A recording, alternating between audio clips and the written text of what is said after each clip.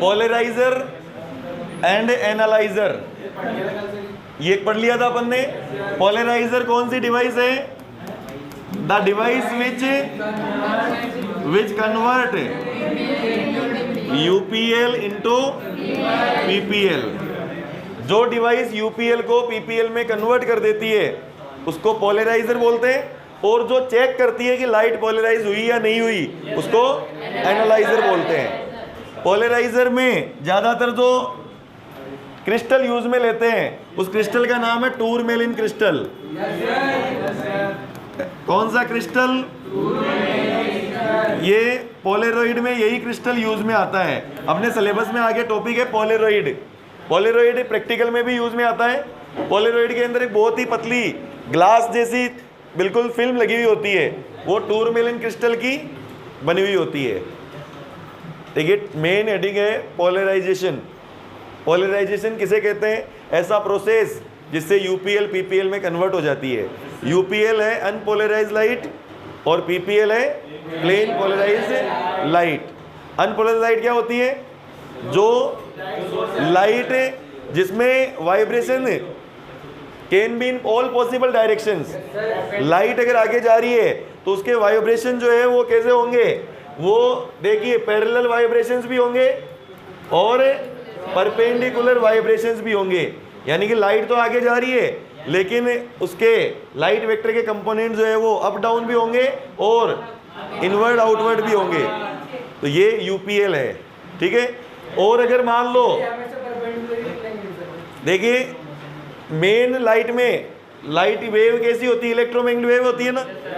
Electromagnetic wave में एक तो इलेक्ट्रिक फील्ड होता है और एक मैग्नेटिक फील्ड होता है, ठीक है। तो ये दोनों कंपोनेंट यहाँ बने हुए हैं। अब इसको पास करवा दो किसमें से? टूरमेलिन क्रिस्टल में से। तो ये अनपोलराइज्ड लाइट किसमें कन्वर्ट हो जाएगी? पोलराइज्ड लाइट में कन्वर्ट हो जाएगी। तो ये एक प्रोसेस आगे पढ़ेंगे पोलराइड में से पास करवाने वाला। अभी पहले मेथड जो पढ़ेंगे वो बाय रिफ्लेक्शन, रिफ्लेक्शन से भी यूपीएल पीपीएल में कन्वर्ट हो सकती है। कौन से प्रोसेस? देखिए आगे एक टॉपिक आएगा मेथड्स ऑफ पोलराइजेशन। अभी तक कौन कौन से टॉपिक पढ़े? सबसे पहले पोलराइजेशन की definition, the process of converting unpolarized light into plane polarized light is called polarization. उसके बाद में अपन ने पढ़ा अनपोलराइज्ड लाइट की डेफिनेशन, उसके बाद पीपीएल प्लेन पोलराइज्ड लाइट की डेफिनेशन, उसके बाद में एंगल, एक प्लेन था प्लेन ऑफ पोलराइजेशन और एक प्लेन ऑफ वाइब्रेशन POV और एक POP। उसके बाद पोलराइजर क्या होता है? उस डिवाइस को पोलराइजर बोलते हैं जो यूपीएल को पीपीएल में कन्वर्ट करती है। एनालाइजर किसको बोलते हैं? उस डिवाइस को एनालाइजर बोलेंगे जो चेक करेगी कि लाइट पोलराइज है या नहीं है। अब उसके बाद अगला जो टॉपिक है ध्यान दीजिए, वो टॉपिक काफी इंपॉर्टेंट है, angle of polarization. Polarization angle या एंगल ऑफ पोलराइजेशन किसको बोलते हैं? देखिए समझिए, पहले समझ लेना, ध्यान दीजिए। अगर ये देखिएगा दो मीडियम बनाए मैंने, ऊपर तो है रेयर मीडियम और नीचे है डेंसर मीडियम, ठीक है। समझना इस टॉपिक को ध्यान से। अपन लाइट जो इंसिडेंट करवा रहे हैं, ये कौन सी लाइट इंसिडेंट हो रही है बताइए?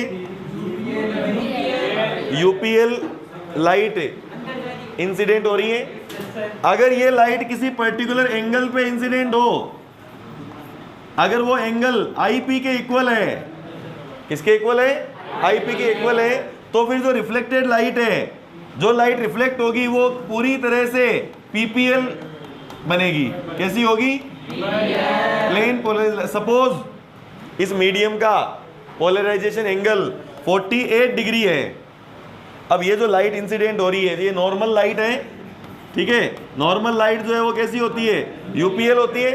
अगर ये लाइट 48 से अगर इंसिडेंट हो रही है तो रिफ्लेक्शन के बाद में ये किस में कन्वर्ट हो जाएगी? पीपीएल में कन्वर्ट हो जाएगी ऑटोमेटिकली। अगर ये 48 के अलावा और किसी एंगल से इंसिडेंट हुई तो फिर यहाँ पे आपको एरो के साथ डॉट भी मिक्स मिल जाएंगे। समझ गए? केवल एरो कब मिलेंगे अपन को? जब ये लाइट एग्जैक्ट आईपी, कौन सा एंगल? आईपी। हर मीडियम का आईपी अलग अलग होता है, ठीक है। आईपी क्या है? Polarization angle. तो पोलराइजेशन एंगल वो एंगल होता है जिस पर लाइट इंसिडेंट होने के बाद रिफ्लेक्टेड लाइट पूरी तरह से प्लेन पोलराइज लाइट मिलती है ना। तो पोलराइजेशन एंगल की डेफिनेशन क्या हुई? लिखिए, the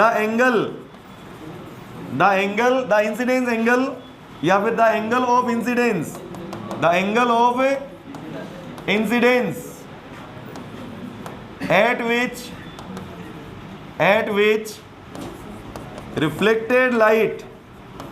reflected light becomes completely plane polarized, उस एंगल को क्या बोलेंगे? Is called polarization angle, is called polarization angle. Polarization angle की डेफिनेशन नोट कीजिए डायग्राम बना करके। डायग्राम में दो मीडियम बनाए, एक रेयर और एक डेंसर। लाइट में एंगल आपको आई इक्वल टू क्या करना है? आईपी। अगर आपने आई को आईपी के इक्वल कर दिया तो फिर यहां पे या तो एरो बनाना या डॉट बनाना, दोनों एक साथ नहीं बनाने हैं, क्योंकि यूपीएल किस में कन्वर्ट हो चुका है? वो कब कन्वर्ट होगा? जब वो एक पर्टिकुलर एंगल पे इंसिडेंट होगी तभी होगा, अदरवाइज नहीं होगा। अभी प्रूव भी करेंगे इसको अपन। अब इसमें तो एरो और डॉट दोनों है, बाहर अपन को क्या मिले? ओनली एरो मिल गए। तो डॉट कहां चले जाएंगे बोलो? डॉट जो है वो सारे कहां चले जाएंगे? अंदर चले जाएंगे, रिफ्लेक्ट हो जाएंगे, ठीक है। तो सारे के सारे डॉट एक तरफ अलग अलग हो गए। यूपीएल को पीपीएल में कैसे कन्वर्ट कर सकते हैं? डॉट अलग कर दो, एरो अलग कर दो। तो ये अपन ने डेफिनेशन लिखी है किसकी? एंगल ऑफ पोलराइजेशन या पोलराइजेशन एंगल की डेफिनेशन लिखी है। ऐसा एंगल जिस पर लाइट इंसिडेंट होने के बाद reflected light completely plane polarize मिलती है। अगर लाइट इस एंगल पे इंसिडेंट हो गई तो आपको जो रिफ्लेक्शन के बाद में जो लाइट मिलेगी वो कैसी मिलेगी? पूरी तरह से पीपीएल में कन्वर्ट होके मिलेगी। उस एंगल को क्या कहते हैं? पोलराइजेशन एंगल बोलते हैं। लिख दिया? डायग्राम बनाइए।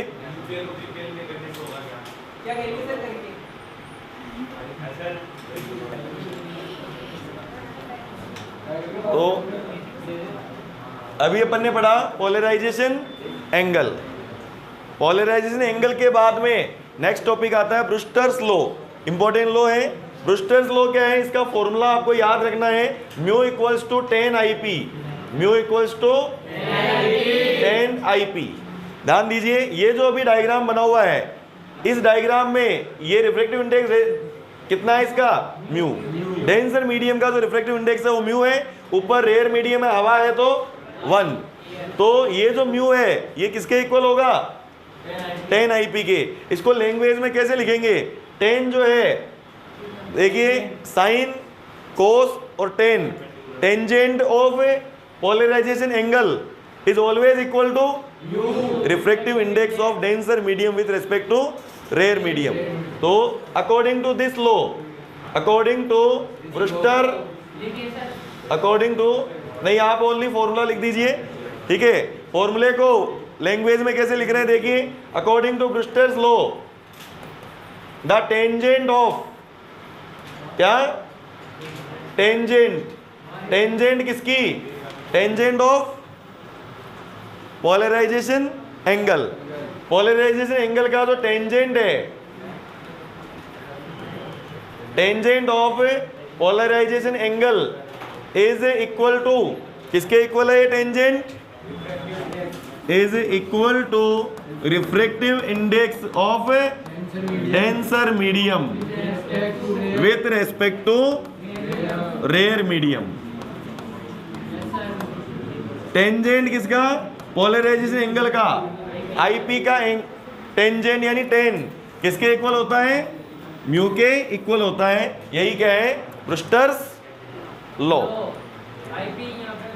आईपी यहाँ पे पोलराइजेशन एंगल है, आईपी की जगह थीटा पी भी आप यूज में ले सकते हो, क्या यूज में ले सकते हो? Theta P.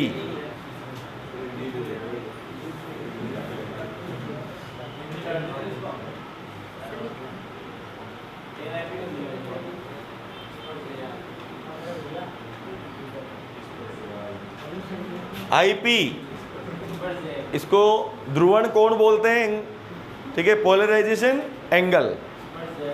हाँ, ध्रुवण कोण की स्पर्शज्या आईपी, टेन आईपी, टेन यानी स्पर्शज्या, ठीक है, किसके इक्वल होती है?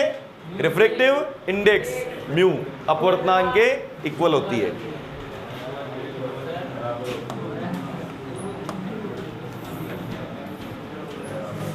नाउ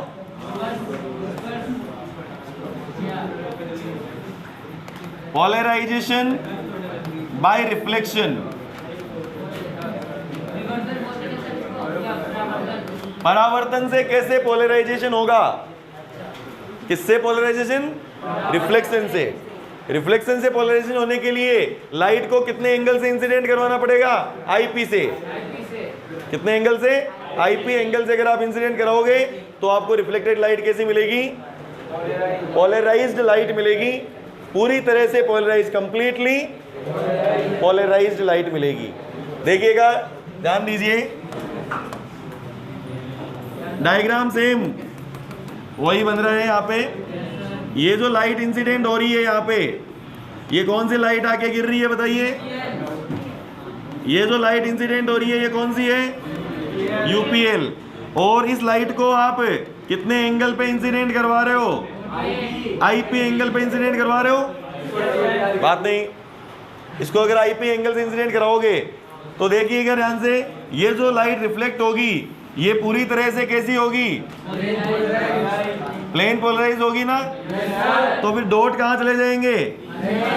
नीचे की तरफ। ध्यान दीजिए, ये लाइट बिल्कुल ऐसे सीधी ले जाएंगे या थोड़ी बेंड करें? Rare to denser, bend towards normal. Normal की तरफ अपन ने बेंड कराया और इसके अंदर केवल क्या होने चाहिए? डॉट होने चाहिए, क्योंकि एरो कहाँ चले गए? रिफ्लेक्ट हो गए, और डॉट सारे रिफ्रेक्ट अंदर मीडियम के अंदर एंटर हो गए, ठीक है। ये एरो और डॉट अलग अलग कब होंगे? एक ही कंडीशन है, जब ये एंगल आईपी हो। अगर और कोई एंगल हुआ, आपने यहाँ पे अगर केवल आई लिखा है, ठीक है, तो फिर ऐसा नहीं होगा। आई की वैल्यू किसके इक्वल करनी पड़ेगी आपको? इस आई की जो वैल्यू है वो आपको I equal to I P करना पड़ेगा। ये आई पी है तो ये वाला एंगल भी क्या होगा? आई पी। ये एंगल ऑफ रिफ्रैक्शन है आर, कितना लिया ये? आर। अब देखिए, ये प्रूव करना है अपन को कि ये जो है यहाँ पे केवल एरो है और ये यहाँ पे क्या है? डॉट है। कब होगा ऐसा? जब ये I equal to I P है। ध्यान दीजिए, ये तो अपन ने लिखा है, अभी इसको प्रूव करना है। कैसे प्रूव करेंगे? देखिए, इसके लिए ध्यान दीजिए, एरो और डॉट एक दूसरे के क्या होते हैं? परपेंडिकुलर। एरो और डॉट एक दूसरे के परपेंडिकुलर होते हैं। यहाँ पे मैंने देखिए ये पॉइंट लिखा ए, ये लिखा बी, ये सी और ये डी। आपको क्या प्रूव करना है? कि ये एंगल 90 है। अगर आपने ये एंगल 90 प्रूव कर दिया, इसका मतलब ये प्रूव हो जाएगा कि इधर डॉट जा रहे हैं, इधर एरो जा रहे हैं, क्योंकि एरो और डॉट एक दूसरे के क्या होते हैं? परपेंडिकुलर होते हैं। आपको कौन सा एंगल 90 प्रूव करना है? Angle C B D. ये क्या प्रूव करना है? 90 डिग्री प्रूव करना है, ठीक है। सी बी डी, ये कैसे प्रूव करें? ठीक है, ये अगर प्रूव कर दिया 90 डिग्री तो इसका मतलब ये क्या है? एक तरफ एरो और एक तरफ डॉट है। तो प्रूव करने के लिए आपको केवल दो लॉ यूज में लेने हैं आपको। एक तो बताइए स्नेल्स रूल। कौन सा रूल? स्नेल्स रूल क्या होगा? यहाँ पे μ1 इक्वल टू 1 और μ2 इक्वल टू म्यू। तो sine I upon sine R equals to μ2 upon μ1। तो म्यू अपॉन 1 हो गया। आई की जगह यहाँ पे क्या आएगा? I P. आई की जगह क्या आएगा? आई पी आएगा। सेकंड आप ब्रूस्टर, कौन सा रूल यूज में ले लो? ब्रूस्टर्स लॉ क्या होता है बताइए? Brewster's rule mu 10 I P equals to mu होता है क्या? इन दोनों को इक्वल पुट कर सकते हैं। इसको आप लिख सकते हो साइन आई पी अपॉन 10 को क्या लिख दिया, साइन अपॉन कॉस। इसको लिखा इक्वेशन नंबर 1 और ये इक्वेशन नंबर 2। दोनों को इक्वल पुट कर दे, दोनों म्यू के इक्वल है, तो बताइए क्या आ जाएगा, sine I P upon sine R equal to sine I P upon cos I P. ये कैंसिल हो गया। इसको ध्यान दीजिए, sine R equal to cos I P. इस कोस को साइन में कन्वर्ट कर सकते हैं। इसको लिख दो sine 90 minus theta, sine 90 minus I P, और इधर क्या है, साइन आर। साइन से साइन कैंसिल किया तो आर इक्वल्स टू क्या आया, 90 माइनस आई पी। तो बताइए आई पी प्लस, ध्यान दीजिए,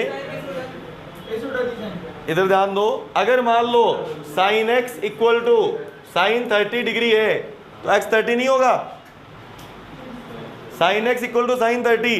चलो इधर ध्यान देना, साइन एक्स इक्वल टू 1/2 है, अब एक्स कितना होगा, 30 होगा। वो 30 कैसे होता है, साइन एक्स इक्वल टू 1/2 को साइन 30 लिखेंगे तो साइन से साइन हट करके ही तो एक्स 30 होता है। वो बात एक ही है, ठीक है। चलो sine y equals to 45 degree, क्या होगा y, चलिए इधर ध्यान दो, तुम्हारा वाला तरीका यूज में ले लेते हैं। ये कितना यहाँ पे 45 यानी 1/√2, ये हो गया साइन 45। अब या तो साइन से साइन काट दो, अब तुम्हारी मैथ्स के तरीके से करें तो ये हो जाएगा साइन इनवर्स साइन 45। अब क्या होगा, अब नहीं काटोगे, कटता नहीं है, कैंसिल होता है। हाँ, तो यहाँ पे आई पी प्लस आर कितना हुआ, 90 डिग्री। किस किस का सम 90 हुआ, ध्यान देना, इसका और इसका सम कितना हो गया 90। ये पूरा कितना है 180 है। तो बताइए 180 में से इन दोनों का सम तो 90 है, तो फिर इसलिए प्रूव हो गया कि एंगल CBD, एंगल CBD क्या हो गया 90 डिग्री हो गया। इसका मतलब ये जो BC है वो क्या होगी, पूरी तरह से केवल एरो होंगे। BC जो लाइन है वो प्लेन पोलराइज्ड लाइट होगी। नोट कीजिए डायग्राम बना करके।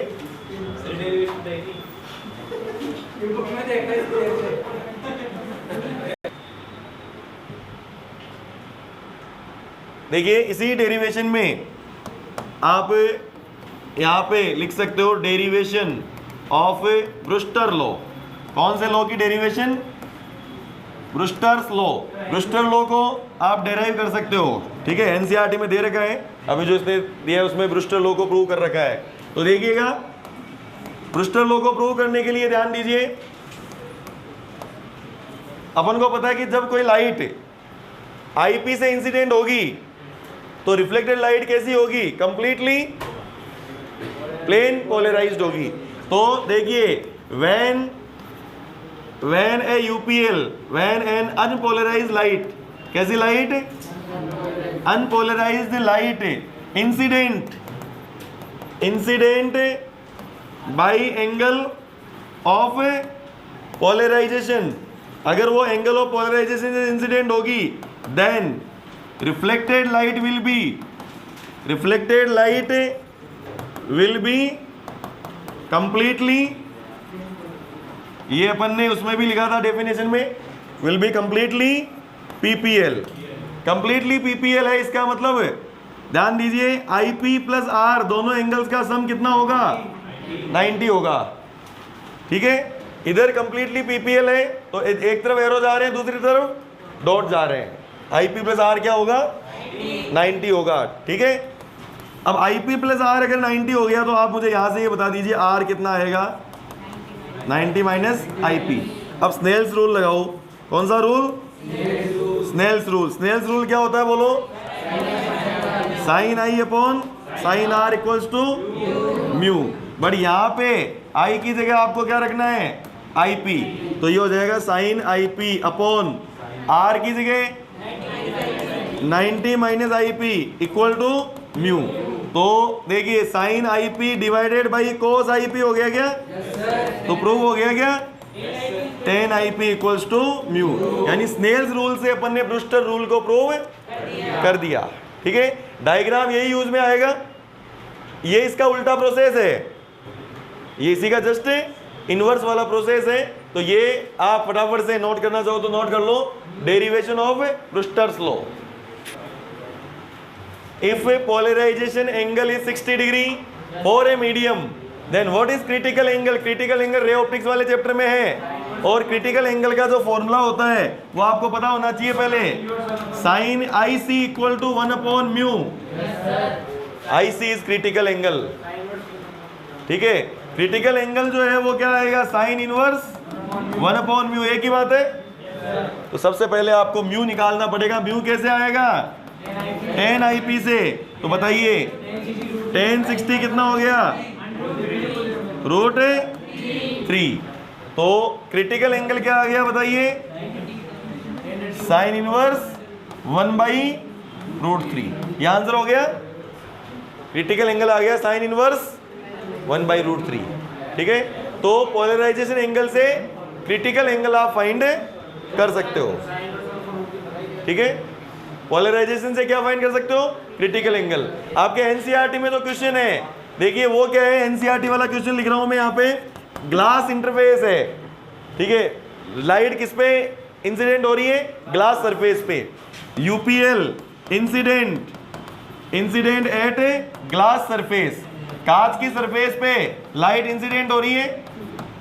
ठीक है, और पूरी तरह से पोलराइज्ड हो रही है, यानी रिफ्लेक्टेड रेज और reflected rays are perpendicular to each other. ठीक है, एंड कौन कौन सी rays? Reflected rays and refracted rays. ये दोनों रेज क्या है? आर परपेंडिकुलर टू ईच, दोनों परपेंडिकुलर है एक दूसरे के। ऐसा किस केस में होगा? Find angle of incidence. Find angle of incidence. बताओ वो कितने एंगल से इंसिडेंट हो रही है, ये आपको फाइंड करना है। देखो क्वेश्चन ये है कि ये कांच की सरफेस है। कैसी सरफेस है? और कांच की सरफेस पे यूपीएल कौन सी लाइट गिर रही है? यूपीएल लाइट गिर रही है। और ये इसकी दोनों जो रेज है, रिफ्लेक्टेड और रिफ्रैक्टेड, दोनों के बीच में एंगल कितना है? इसका मतलब कौन सी रे में कन्वर्ट हो गई है? पीपीएल में। यूपीएल पीपीएल में तभी कन्वर्ट होती है जब ये वाला एंगल कितना हो? आईपी। अब आईपी आपको इस क्वेश्चन में क्या करना है? फाइंड करना है। तो आईपी इक्वल्स टू क्या होता है? 10 आईपी इक्वल्स टू म्यू होता है। और म्यू कितना है? म्यू यहाँ पे ग्लास के लिए 1.5। तो इस क्वेश्चन के लिए आईपी देखिए कितना आ गया? 10 इनवर्स 1.5 3/2। सही है, इनवर्स में आंसर रहेंगे ये सारे। 10 इनवर्स 3/2 यानी 1.5। तो क्वेश्चंस इजी होते हैं, केवल आपको दो फॉर्मूले ध्यान रखने हैं, एक म्यू इक्वल टू 10 आईपी और एक IP plus R equal to 90 degree.